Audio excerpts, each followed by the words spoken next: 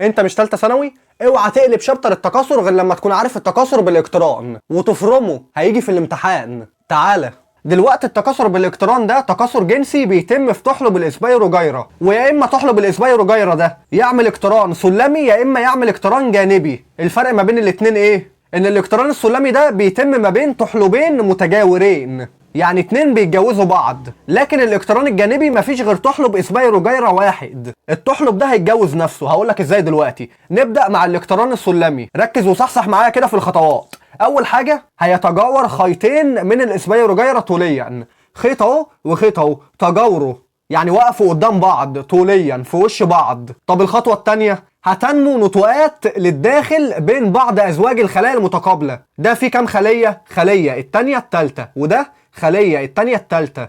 فين ازواج الخلايا المتقابلة؟ اهو الاتنين دول في وش بعض، الاتنين دول في وش بعض، الاتنين دول في وش بعض. انت فاهم الفكرة؟ المهم هتنمو نتوءات للداخل بين ازواج الخلايا المتقابلة. النتوء ده اللي هو بوز او زائدة او بروز. بوزة هتطلع من هنا اهي، بوزة هتطلع من هنا اهي. ما انا قلت لك بين ازواج الخلايا المتقابلة، يعني مش ده لوحده، لا ده وده. طيب بعد ما تنمو النتوءات الاتنين هيتلامسوا، الاتنين هيتلامسوا اهو، هيتلامسوا ويزول الجدار الفاصل علشان تنشأ حاجة اسمها قناة الاقتران، حاجة عاملة زي الكوبري، علشان لما عاوز انقل حاجة من الخلية دي للخلية التانية الحاجة دي تمشي في القناة دي، زي الكوبري اللي انت بتمشي عليه عشان تعدي من منطقة لمنطقة تانية، واخد بالك؟ ماشي، انا كده عملت قناة الاقتران. قال لك بقى الخطوة اللي بعد كده هيتكور البروتوبلازم في احد الخليتين. البروتوبلازم اهو هيتكور هيلف كده بعضه ويهاجر للخلية التانية، يعني ده هياخد بعضه ويمشي عبر قناة الاقتران يروح للخلية التانية. فبقت الخلية التانية عندها البروتوبلازم الخاص بيها والبروتوبلازم بتاع الخلية اللي في وشها اللي هو جاي من الخلية دي ورايح لها. المهم الاتنين دول هيخشوا في بعض ويخصبوا بعض، هينشأ عندي حاجة اسمها الزيجوت او اللقحة، ودي 2 نون. انت عارف الزيجوت او اللقحة 2 نون، اوعى تقول لي نون. اول بقى ما يتكون عندي اللقحة او الزيجوت، اللقحة دي هتحيط نفسها بجدار سميك عشان يحميها من خطر الظروف البيئية الغير ملائمة. هتحيط ايه؟ نفسها بجدار سميك هيحميها من خطر الظروف البيئية الغير ملائمة اهو. اول بقى ما تحيط نفسها بالجدار ده هيتحول اسمها من لقحة او زيجوت للاقحة جرثومية او زيجوسبور.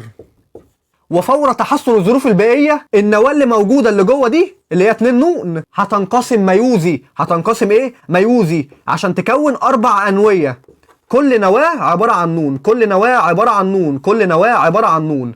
ماشي، انا بقى هحتاج نواة واحدة عشان اعمل منها تحلب اسبيروجيرا جديد، انا مش لازمني ال4، فانا هشطب على 3. هيتلاشى 3 أنوية، هيختفوا، انا مش محتاجهم، هيتبقى عندي واحدة. الواحدة دي هتقوم بعملية الانقسام الميتوزي، هتقعد تنقسم ميتوزيا ميتوزيا ميتوزيا لحد ما تكون لي شريط من الاسبيروجيرا زي ده بالظبط، هتكون لي تحلب جديد. ده الاقتران السلمي. طب الاقتران الجانبي، قلت لك تحلب واحد هيتجوز نفسه ازاي؟ نفس اللي حصل هنا، عندي تحلب اهو عباره عن خلايا، دي خليه فيها البروتوبلازم بتاعها، دي خليه فيها البروتوبلازم بتاعها، دي خليه برضو فيها البروتوبلازم الخاص بيها. هيتكور البروتوبلازم ده عشان يهاجر للخليه التانية. استنى، ستوب ستوب ستوب، مفيش عندي هنا قناه اقتران عشان يعدي البروتوبلازم من هنا لهنا، لا عندي فتحه، هتنشأ فتحه هنا من الجدار، هيعدي البروتوبلازم من هنا يروح لهنا، هيخشوا في بعض يخصبوا بعض، هيتكون عندي اللقاحه او الزيجوت 2 نون. شايف الخطوات اللي هنا؟ هي نفس الخطوات هتحصل هنا برضو.